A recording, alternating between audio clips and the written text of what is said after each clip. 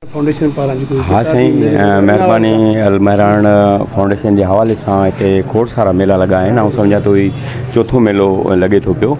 ऐं मेले में जो माना किताबनि जो तइदाद है तमामु वाफर मक़दार में घणे मक़दार में किताब मौजूद आहिनि असां वटि। ऐं असां वटि वाक़ई जेको आहे सो पढ़ण जो रुझान थोरो घटि थी वियो आहे। इन जे करे आजिज़ साहब बार बार इहे मेला ऐं महफ़िलूं मचाईंदो रहे थो, माण्हुनि ॾे मैसेज वञे इहो किताब पढ़ण वारो।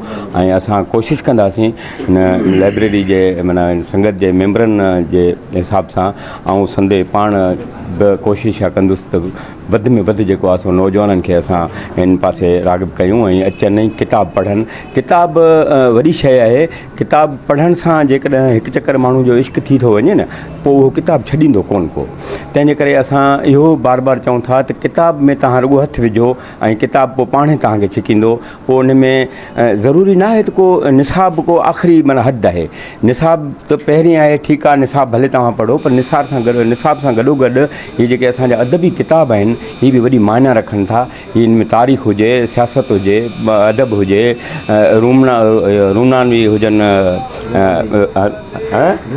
रूमानवी सॉरी, इहे नावेल हुजनि, इहे सभु किताब आहिनि। इहे पढ़ण सां माण्हुनि खे वॾी हिकिड़ी हथी मिलंदी, जज़्बो थींदो। अच्छा, किताब पढ़ण सां हिकिड़ी ॻाल्हि इहा आहे जो असां किथे बि ॻाल्हाइण में खुटंदासीं कोन को। माना जेकॾहिं कंहिं महफ़िल में वेठा आहियूं, को मौज़ू हले पियो त असां माना उन महफ़िल में कचहरी करण जहिड़ा न रहंदासीं। इन जे करे जेकॾहिं किताब असांजो पढ़ियलु हूंदो त असां उन किताब जा हवाला ॾेई करे बि माना उन साॻी अॻी धुन खे क़ाइल कंदासीं त यार ईअं कोन्हे, ईअं आहे, फिलहां किताब में असां पढ़ियो हुयो।